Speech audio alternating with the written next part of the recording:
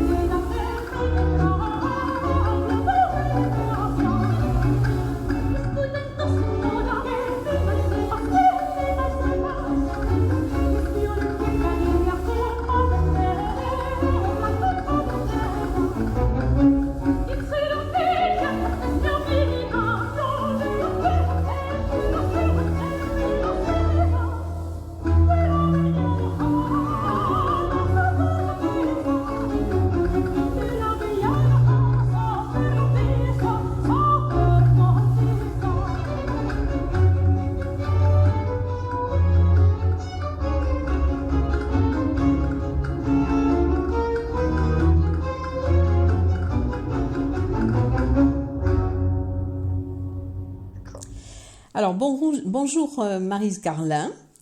Bonjour Eliane. Alors je suis heureuse de vous accueillir aujourd'hui puisqu'on va parler du Festival de musique ancienne de Saint-Savin, dont vous êtes la directrice de ce festival qui va se dérouler en fin de semaine, du 30 juillet et plusieurs journées en août. On en reparlera un petit peu tout à l'heure. Alors j'aimerais bien, avant d'aborder le programme du festival et de parler du festival, que l'on parle un petit peu de votre carrière, parce que vous avez choisi quand même un créneau qui est un créneau particulier, puisque c'est sur des instruments anciens. Donc, qu'est-ce qui vous a amené à vouloir étudier plutôt ou vouloir apprendre le clavecin? Quelle a été la motivation de votre choix? Eh bien, oui, mon parcours, c'est un peu... Bon, c'est un parcours classique.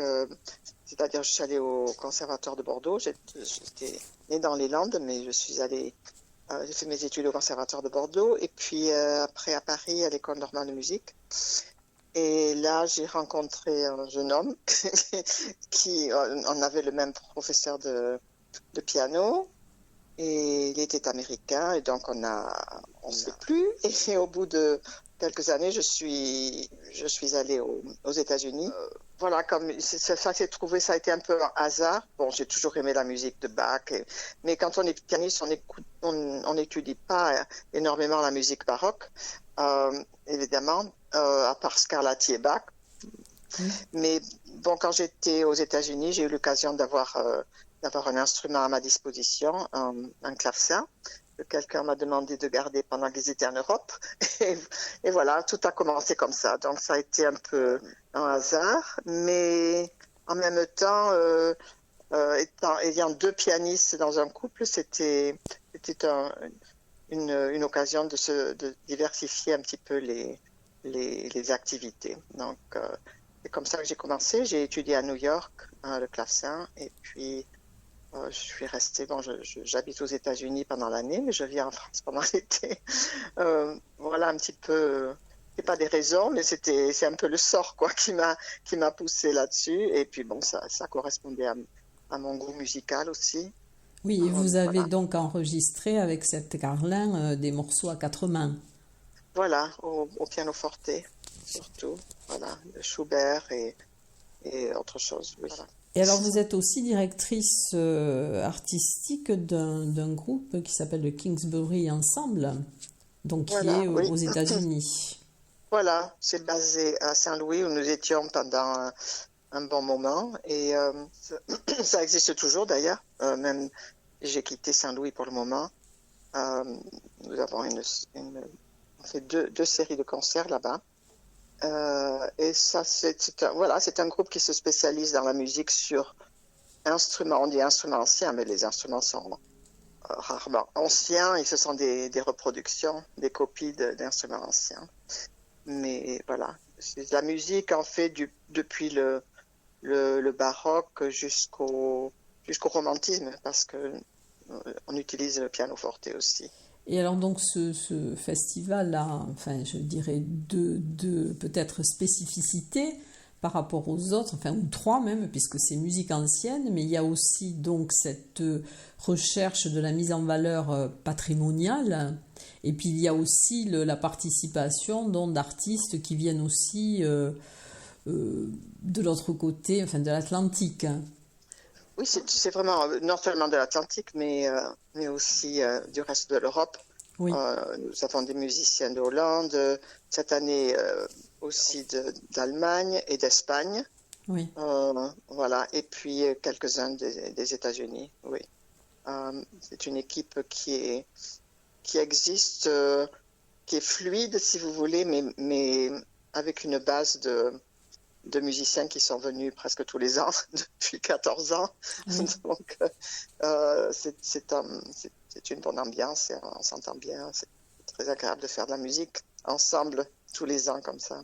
Et tous les concerts vont se dérouler dans des églises. Voilà, oui, en fait, nous avions des amis allemands qui sont musiciens et qui sont venus dans la région pour passer quelques vacances et nous avons visité des églises et je me rappelle, elle a réalisé que c'était des endroits super pour la musique. Et il n'y avait pas de concert vraiment à cette époque quand nous avons commencé, ou très très peu. Et l'année d'après, on a décidé de commencer un concert et puis 3 concerts et puis ça s'est développé. Et les églises ont une très bonne acoustique et en plus elles sont en général superbes avec des retables dorés, des peintures, etc. Et c'est un trésor de la région, un trésor architectural. Voilà. Oui. Surtout l'abbatiale parce que c'est une des plus anciennes et puis c'est une église qui avait une énorme importance de tout temps, historique, quoi. Oui, oui. Et alors cette année, donc, il va y avoir 5 concerts, je crois, le 30 juillet, le 2, le 4, le 6 et le 9 août. Oui, et nous avons ajouté, je ne sais pas si vous avez la brochure ou le dépliant, mais cette année, nous avons ajouté un concert pour les enfants au Cairn à Arras, dans la librairie Bistrot. Oui, oui. Qui est le Bistrot Librairie. Ce n'est pas sur l'affiche, mais c'est dans le dépliant que nous avons. C'est le 3 août à 18h. Et c'est basé sur une histoire, une petite histoire, et illustrée par des morceaux baroques. D'accord. Alors ça, je ne l'ai pas vu sur Internet. Quand j'ai fait les recherches, je ne l'ai pas vu. Oui, c'est possible. Oui, c'est vrai. C'est vrai, nous avons ajouté ça peut-être après que le site internet était mis à jour, mais c'est vrai. Et alors j'ai vu dans l'édition 2019, donc alors il y avait eu un concert sur le Chevalier de Saint-Georges, donc c'était je crois Jean-Michel Joanne qui a lu des textes. Oui. Et il y a eu un autre concert aussi particulier en 2021 sur l'histoire en musique du chocolat. Voilà. Oui, c'est ça, c'était amusant, c'était très ludique et nous avons eu la chance d'avoir la participation d'un maître chocolatier du Pays Basque et en fait qui est issu d'Arras et qui nous avait donné beaucoup de chocolat à déguster pendant le concert. Je crois que les gens se sont régalés. Les chocolats Puyot de Batte, artisan créateur, qui nous avait aidé à illustrer ce concert. Oui, le choix du chevalier de Saint-Georges aussi, c'était un compositeur qui était maître d'armes, enfin qui était aussi particulier, enfin je veux dire, qui dénotait un petit peu peut-être dans le tableau que l'on peut se faire des musiciens. Oh oui, mais en fait, il a eu une carrière extraordinaire, même en tant que musicien, non seulement en tant que maître d'armes, bien sûr, mais il a été à deux doigts d'être le directeur de l'Opéra de Paris, parce qu'il était soutenu par Marie-Antoinette, et ce n'était que sa race, puisqu'il était métis, Métis, oui, il était métis. ce n'était que sa race c'était un peu de racisme de la Oui, part oui. surtout des chanteurs de l'opéra, paraît-il, qui ne voulaient pas être commandés par un métis. Mais c'était un excellent musicien et sa vie était extraordinaire aussi. Nous avons eu beaucoup de plaisir et c'était un petit spectacle de théâtre parce que Jean-Michel avait un scénario, si on peut dire. Donc c'était à la fois du théâtre et de la musique et les musiciens étaient aussi appelés à être un peu acteurs en même temps. Donc ça a été une expérience intéressante que nous renouvellerons au besoin. Oui.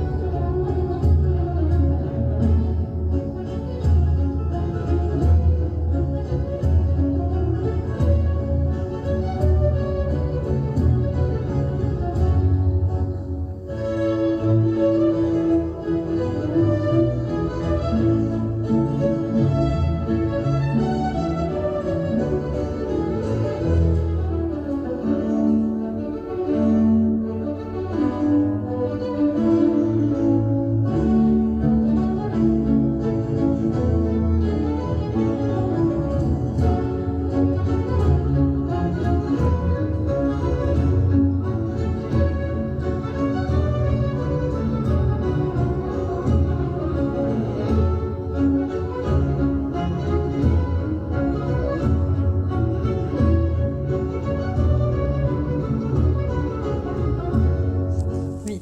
Et alors dans la programmation de cette année, j'aimerais que vous m'en parliez un petit peu. Et j'ai vu que dans un des spectacles, il y avait de la danse baroque aussi. Voilà. Alors le premier spectacle, c'est euh, une, euh, nous avons une excellente jeune danseuse qui est aussi violoniste et claveciniste, qui est issue du Conservatoire de Versailles et de l'Université de Paris aussi. Elle est diplômée. Mais elle a déjà dansé une ou deux fois dans le festival et cette année, elle en fait un peu plus et avec une autre jeune viole de gambiste, violiste de gambe, Oui. qui s'appelle Flore Sub. Donc, ce sont les deux vedettes de ce premier concert qui va être vraiment beau parce que dans la Bastille, en plus, c'est un endroit magnifique que vous connaissez sans Oui, doute. oui, je le connais, oui. Mais voilà, un superbe programme, vraiment, avec beaucoup d'extraits de musique française que les gens connaissent moins, mais qui est vraiment... il y a des trésors. Et puis quand c'est dansé, ça prend une autre dimension aussi. Donc c'est en costume aussi. Oui, mhm. C'est un D'accord. costume. Elle sera seule, mais aussi ce qui est intéressant, c'est que beaucoup de la chorégraphie date du siècle des œuvres musicales. Donc, nous avons tout un trésor à l'Opéra de Paris avec la notation de la danse qui nous a permis de reconstituer les danses telles qu'elles étaient. Ce qui est vraiment intéressant et passionnant. Et donc ce concert aura lieu le 30 juillet. Voilà, oui, le 30 juillet. Et Euh, à l'abbatiale donc de Saint-Savin. à 20h30, voilà. Voilà. Et alors le 2 août, donc vous allez à l'église d'Arcisan avant. Voilà, oui, c'est une église qui est aussi très jolie et plus petite que l'abbatiale, mais euh, nous adaptons aussi les programmes musicaux à l'acoustique parce que certains instruments sonnent mieux dans certains espaces. Voilà. Et là, il y a des œuvres pour clavecin. Le clavecin se perd un peu dans l'abbatiale parce que c'est beaucoup plus grand. Et donc, nous avons une chanteuse aussi. Et le thème, c'est les mondes nouveaux en musique, c'est ça? Voilà, oui, parce que, comme j'explique dans le dépliant, euh, il y a eu une intense période de découverte et de voyage, bon, qui a continué, mais c'était la fascination que ces nouveaux pays exerçaient sur la société de l'époque était très très forte. Et donc, beaucoup de sujets d'opéra étaient basés sur, par exemple, la Turquie ou l'Amérique ou même l'Iran. Et dans ce programme, c'est un programme qui racontera quelques histoires aussi de l'époque, comment ces morceaux ont été... quelle inspiration, d'où ils viennent. Et il y a des anecdotes assez amusantes, donc ce sera aussi une façon d'apprendre un peu l'histoire qui est très variée à ce moment-là. Et alors ensuite, c'est l'église de Pierrefitte-Nestalas, le jeudi 4 août. Alors là, ce seront des duos et des duels de violoncelle. Oui, on espère pas trop sérieux, mais bon, c'est une idée amusante. En fait, l'année dernière, nous avions un programme avec... ah oui, je me rappelle, c'était un trio avec pianoforte, et plusieurs personnes ont vu deux autres violoncellistes qui jouent avec nous dans le groupe, et quelqu'un avait suggéré de faire un programme avec plusieurs violoncelles. Alors, cette année, ça ne peut être que deux violoncelles, mais c'est un programme avec aussi violon et clavecin qui sera amusant. Et alors, dans quel concert vous allez jouer? Moi-même, Oui, je joue dans celui du 30 juillet, le 2 août et le 6 août. d'accord. Et le 4 août, donc c'est la violoncelle. Le 6 août, comme vous l'avez vu, c'est un programme de musique espagnole. Oui. Qui sera aussi... c'est de la musique espagnole théâtrale. Oui. C'est un peu comme l'opéra comique, la zarzuela. C'est Oui. quelque chose de populaire. La musique est très gaie et rythmée. Et notre chanteuse est espagnole aussi. Pampelune, oui. Voilà, elle est de Pampelune. Oui. Donc elle est très, elle est parfaitement adaptée à cette musique, disons. Oui, elle est soprano. Oui, elle est mezzo-soprano, un tout petit peu plus, c'est un peu plus, c'est la voix de Carmen, le mezzo-soprano, Oui. un petit peu plus basse que le soprano. Voilà. Et le dernier concert, donc ce sera le mardi 9 août, donc c'est à l'église d'Arras-en-Lavedan. Voilà, avec René Izquierdo à la guitare et Cléa Galliano qui joue avec nous aussi depuis longtemps. Flûte à bec, ils sont tous les deux de l'Amérique du Sud, elle du Brésil et lui de Cuba, mais ils habitent tous les deux aux États-Unis depuis un moment et ils sont habitués à jouer ensemble. Et donc tout leur programme sera de la musique d'Amérique centrale ou d'Amérique du Sud. Ça devrait être. René est venu il y a quelques années et depuis tout le monde voulait l'entendre de nouveau, mais il est très occupé. Donc c'est la première année qu'il peut venir depuis longtemps. Et là c'est bien, donc c'est quand même un gage de succès puisque c'est la 15e ou la 14e en cause de la pandémie édition de ce festival là. Voilà, oui. Oui, nous n'avons pas pu venir, c'était en 2020, je suppose, parce que là, tout était arrêté. L'année dernière, nous avons repris et c'était aussi quand même un peu différent parce qu'à l'époque, il fallait Les vérifier. masques, C'était un peu plus ouais, compliqué, les masques, oui. les passes sanitaires, les sièges organisés avec beaucoup plus d'espace. Mais bon, tout le monde a été vraiment s'est soumis à ces règles. C'était un plaisir de se revoir après une interruption d'1 an. Voilà. Et alors l'harmonie entre la nature et la musique, c'est quelque chose de très important pour vous? Ah oui, c'est vraiment fondamental. Je veux dire, je ne pourrais vivre ni sans l'un ni sans l'autre, disons. Et je crois que c'est le cas pour beaucoup de musiciens aussi. Et puis bon, évidemment, la nature dans les Pyrénées, c'est quelque chose de magnifique.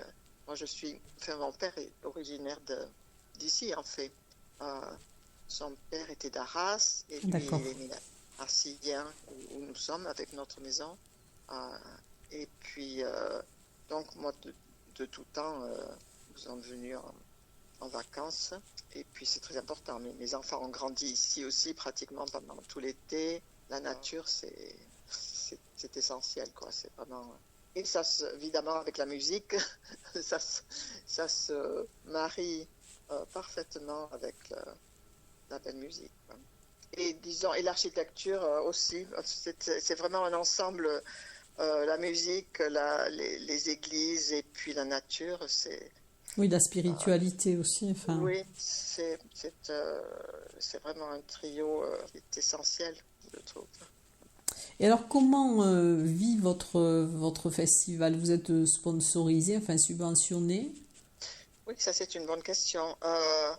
Oui, nous sommes subventionnés par la région et en principe surtout par le village de Saint-Savin qui nous soutient énormément depuis le début, Oui.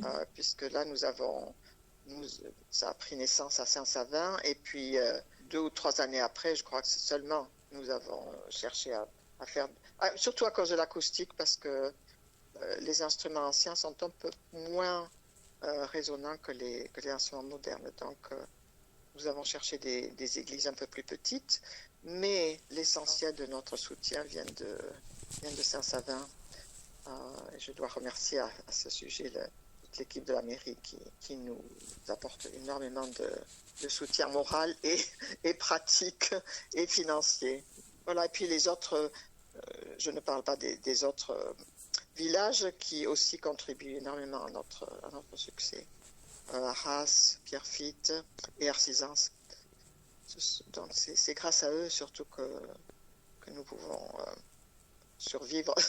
Et vous avez des mécènes privés? Non. L'autre source de revenus, c'est vraiment les recettes. Oui, les recettes, voilà. Oui. Non, je trouve que au contraire des États-Unis, je compare avec le groupe que j'ai aux États-Unis où la plupart de nos revenus, ce sont justement les mécènes privés. Et je n'ai pas eu l'occasion de solliciter ou d'avoir des contributions privées comme ça en France. Je ne sais pas si c'est général ou... Oui, il y a beaucoup de festivals qui fonctionnent sans mécène privé. Oui. Et disons, bon, ça met évidemment davantage de pression sur les villages. Et ce serait bien si davantage de gens. Même, je dirais, même des dons de moyens.